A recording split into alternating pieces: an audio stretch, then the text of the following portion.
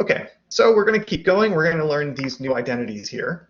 Now, these are not actually new identities, okay? Following the theme. We already had the following identities. Sine squared of 2 theta is, or sorry, sine squared of theta is 1 minus the cosine of 2 theta over 2. This was something that was already given on an earlier slide. Similarly, cos squared of theta is 1 plus cosine of 2 theta over 2. This, again, was an identity we already knew. If all you do is let theta equal alpha over 2, voila, there you have it. There are these identities. So the half angle formulas, these ones here, and the double angle formulas, the ones we learned before, are not really different formulas. The only emphasis is, do you want to go from an angle to one half as big, or do you want to go from an angle to one twice as big? It's just sort of a matter of which side do you know in order to find out the other one, but honestly, they're the same formula. And I tend to forget that they actually occur in different forms. And a lot of formula sheets or references that you look up will not have both versions. It'll just give you one of them because really they're the same formula. So now, we have these formulas here, which do look a little different, but again, they're not. So we have the formula on the other page. Sine squared of alpha over 2 is equal to 1 minus the cosine of alpha over 2. So just take a plus or minus square root of both sides. There is some ambiguity here, however. We have a plus or a minus. So what you need to know in order to apply these formulas accurately, what quadrant is the angle alpha over 2 in? If I know what quadrant I'm in, then I know whether sine, cosine, or tangent are positive or negative, and I can choose appropriately. Okay, but all formulas are just taking plus or minus square root of the ones on the previous page. And then you need to know what quadrant you're in order to know if you want plus or minus. So let's get our feet wet by practicing using these formulas here. Okay. So find the exact value of the cosine of 75 degrees and the sine of negative 75 degrees. Now, your first thought, and this would work, you could call this, for example, the cosine of 45 degrees plus 30 degrees and use a sum formula. You could call this the sine of negative 45 degrees minus 30 degrees and use a difference formula for sine. Totally legit. We're just going to do it a different way by saying, what I do know how to find are the cosine and sine of 150 degrees. Okay, so if I replace 75 degrees with 150 over 2, okay, now I know that alpha over 2 is in quadrant 1, which means cosine is going to be positive, as will sine. So choose the positive sign when we take that plus or minus square root. Okay, so remember, the formula was, I'll just write it underneath, the cosine of alpha over 2 is plus or minus the square root of 1 plus the cosine of alpha over 2. So that's this formula here. But how did I know to go from plus or minus to just using plus? Because we were given a particular angle, 75 degrees. Okay, that's going to be my alpha over 2. Since I'm in quadrant 1, I know the result is positive. So we use the positive square root. Okay, I'm going to clear out my pen marks so that we can keep looking at the nice marks. Okay, cosine of 150 degrees is negative root 3 over 2, so we plug that in. And it simplifies down to the square root of 2 minus root 3 over 4. Okay, you can simplify that denominator down to a 2. So for sine of negative 75 degrees, we're going to do the same thing. Okay, we're going to call negative 75. First of all, we can, because sine is an odd function, we can factor this minus sign out in front. And then instead of 75, we'll call it 150 over 2. Okay. So now, why do I have a minus sign here? So 75 degrees is what we now have on the inside here. 75 degrees is in quadrant 1, so isn't the sine of 75 degrees going to be positive? Yes, it absolutely will be, but back at the beginning, we were taking the sign of negative 75 degrees. So we had factored a minus sign. So when we used the half angle formula, we took the plus version. We just already had a negative sign in this problem that we had already preemptively factored out. So we again end up with a cosine of 150, which we already know is negative root 3 over 2. And then we can simplify this down to negative the square root of 2 plus the square root of 3 all over 2. So we're starting to expand how many angles we can find sine and cosine of without using a calculator. So let's do just some more practice manipulation. Suppose the cosine of alpha is negative 2/3 and alpha is in quadrant 3. Okay, so cosine is negative, but so is sine. So this information here is exactly going to tell me that the sine of alpha needs to be negative and the tangent of alpha needs to be negative. But that's all for alpha, but observe in this problem we're trying to find sine, cosine, tangent of alpha over 2. So what quadrant is alpha over 2 in? Well, we know that alpha is in between pi and, 3 pi over 2. So if I divide this by 2, we get pi over 2 is less than alpha is less than 3 pi over 4, which means alpha is somewhere in this range between pi over 2 and 3 pi over 4, which means alpha over 2 is in quadrant 2. So the cosine of alpha over 2 will be negative, and the sine of alpha over 2 will be positive, and the tangent of alpha over 2 will be negative. So before we even really get started using any of our formulas, just from experience, we know that the half-angle formulas require us to know what quadrant we're in so that we know whether to use a positive or a negative. Using the fact that alpha was in quadrant 3, that actually tells us half of alpha is in quadrant 2. Even more specifically, it's in this portion of quadrant 2, but it is in quadrant 2, so that tells us cosine is negative, sine is positive, and tangent is negative. Okay, so clearing out this work and just writing down some reminders, we know that the sine of alpha over 2 is going to be positive, the cosine of alpha over 2 is going to be negative, and therefore the tangent is going to be negative. Okay, so here is that work. So we are in quadrant 2.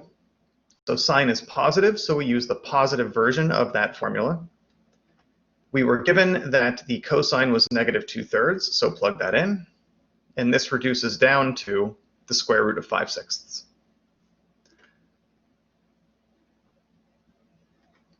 For part B, cosine must be negative, so we use the negative version. So observe that now we have a minus sign out in front. But again, we were given that the cosine of alpha is negative 2/3, so we just work through this and we get negative 1 over root 6. And for part C, for tangent, we have a couple of options. We can use the half-angle formula. Alternately, we already know the sine and cosine, so we could just take the ratio. But hey, since we're in the section about half-angle formula, let's use that. Tangent is going to be negative, so use the negative version. Use the fact that the cosine of the angle is given to be negative 2/3. We end up with 5/3 over 1/3. That denominator is going to cancel, giving us just negative root 5. Okay. There are alternate forms for half-angle formulas for tangent. What's nice to observe here is that there are no square roots, which means there are no sign ambiguities. There's no plus or minus going on here. Okay. So these are additional versions of half-angle formulas for tangent that you can use if you want. There aren't actually any sample problems given that use these. Just remember that you have options. Okay, I want to clear out. Actually, we can just use the space at the bottom. So I promised we could use this to find sine and cosine of various new angles. So here's how we can do it. So we know, for example, that the sine of pi over 4 is 1 over root 2, which is also root 2 over 2. And the cosine of pi over 4 is the same thing. So now let's look at the sine of pi over 8. Okay. And what about the cosine of pi over 8? What we're going to do is we're going to apply half-angle formulas. Okay, so the sine of, notice that I'm definitely in quadrant 1. So the sine of the angle half as big is going to be 1 minus the cosine of the original angle over 2 with a square root. Okay, what's the cosine of pi over 4? It's root 2 over 2. So we have the square root of 1 minus root 2 over 2 all over 2. This simplifies down to be the square root of 2 minus the square root of 2 all over 2. Once you do the simplification, you have a shared denominator of 4, etc., etc. Okay, So now I know the sine of pi over 8 is this. Okay, so I'll write it up here. The sine of pi over 8 is the square root of 2 minus the square root of 2 all over 2. I'm going to erase the work down below so that we can find the cosine of pi over 8. And then I will talk about why I would care about doing this.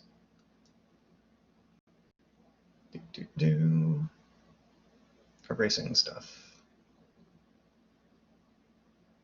Okay, so to find the cosine of pi over 8, we're just going to use the positive version because we're in quadrant 1. So this is going to be the square root of 1 plus the cosine of pi over 4 all over 2. We know the cosine of pi over 4 is root 2 over 2. It simplifies very similar to the other one. It's just a plus instead of a minus.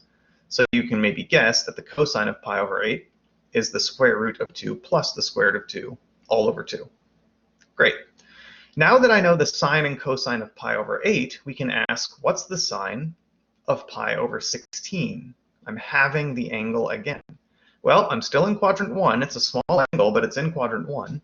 So this is going to be the square root of 1 minus the cosine of pi over 8 all over 2. All right.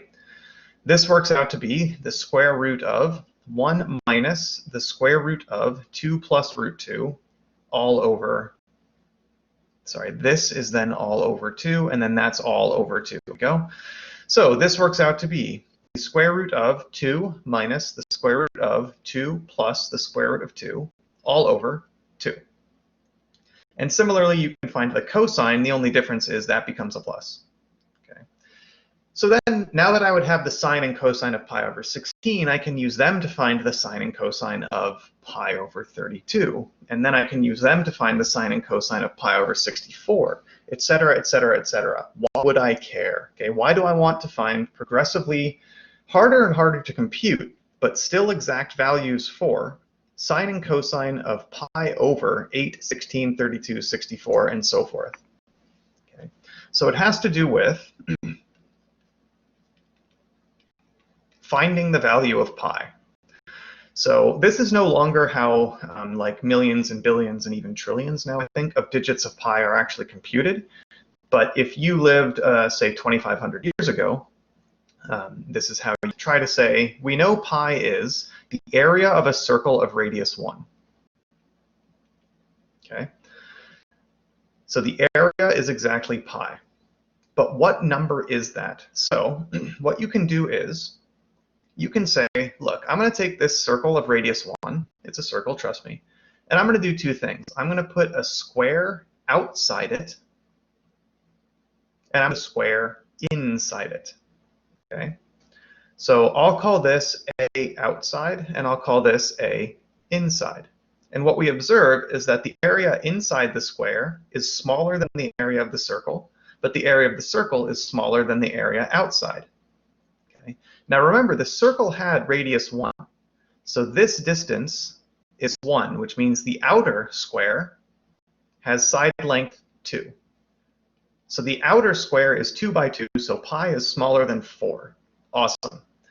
Now what about the inside square? Notice that this side length is not 1 because the radius stops before it gets all the way, the side of this square cuts the radius before its full length. What is length 1 is this. Okay. So up at the top of the page, our inner square does not have side length 2, it has a diagonal of length 2. But now we know that I have isosceles triangles whose diagonal, whose hypotenuse, is of length 2. That gives me a side length of, if I call it x, we get from the Pythagorean theorem, x squared plus x squared equals 2 squared, which is 4. So 2x squared is equal to 4, x squared is equal to 2, x is equal to the square root of 2. So my inner square is side length root 2 by root 2. So what's the area inside there? It's 2, from which we have conclusively determined that pi is in between 2 and 4. That's not a very good estimate. So here's what we can do. Instead of using a square, so just before I erase it actually, notice that this is a very inaccurate picture because the inner square was missing a whole lot of area, whereas the outer square had a whole lot of extra area. So it's going to give me a very bad estimate. So let's not use a square. So here's our circle. Its radius is 1. Maybe instead of a square, I'm going to use an octagon. Okay, I'll put an octagon, 1, 2, 3, 4, 5, 6, 7, 8, outside, and I'll also put an octagon inside. And now you can even tell just already that the estimate is going to be much, much bigger. So the area of the inner octagon is going to be less than pi, but the area of the outer octagon is going to be bigger. Now, octagons are made up of 8 triangles. Okay, if I just cut it like this. For the outer octagon, this length is, not this length, sorry, this length right here is 1. The altitude of this, triangle, is 1, okay, because if this is my circle, my outer octagon, I placed the middle of the side tangent to the circle. So my radius goes out to the middle of each side, so the altitude of that triangle is 1, whereas for my inner triangle, it's actually the side length here is 1, and the altitude is something smaller. Okay. So what we need to do is we need to determine the area of these triangles, and then we can multiply by 8. So without getting into too much detail, what we have here is triangles that look like this. Okay. Now at the center of the circle, this got divided into 8 triangles. I keep forgetting the word triangle, I don't know why. So how much angle is in here? It's 2 pi over 8, aka pi over 4. So then how am I going to find the area of this triangle? Well, one of them is going to have, say, for the outer octagon, the altitude is of length 1. So great, I already know the height. What I need to find is the length of the base. But I do have an isosceles triangle. Okay, so this side and this side are of equal length, which means this angle is perfectly cut in half by that altitude. So what I really have are 16 triangles that look like this. This angle is now pi over 8. The altitude is 1, and I need to find this right here. Okay.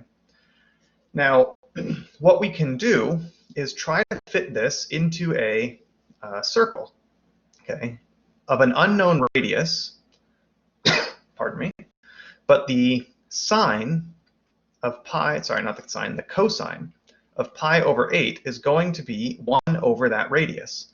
So if I can find the cosine of pi over 8, I can solve for this. And once I've solved for that, I can use that information to solve for this length right here. Again, I'm starting to skip into the details. The only thing we really want to observe is that the angle pi over 8 became important. Specifically, I need to know its cosine. Once you know the cosine of pi over 8, you can find the area of these triangles, which means you can find the area of those octagons, and you can better estimate for pi. After octagons, how might you do an even better estimate? Instead of using an 8-sided figure, if you use a 16-sided figure, you're going to end up with area estimates involving 32 triangles where the inner angle is pi over 16. That's why we keep doubling the number of sides, so that that angle keeps getting halved. Why do I want to keep halving the angle? Because the half angle formula will allow me to actually find an exact value for it. So this is how the Greeks actually estimated pi, and just by using I think 32-sided figure is what they generally cap themselves out at. You can get an estimate of pi that is good enough for pretty much any engineering application. I mean, honestly, you don't need millions and millions of digits of pi to do anything useful. You really only need a couple. And a 32-sided figure, while very laborious to work through by hand, gives you a really good estimate. So there's a bit of math history for you. Anyway, that's it for this section. The next section, 7.7, is actually pretty short. It's just going to be a single video section.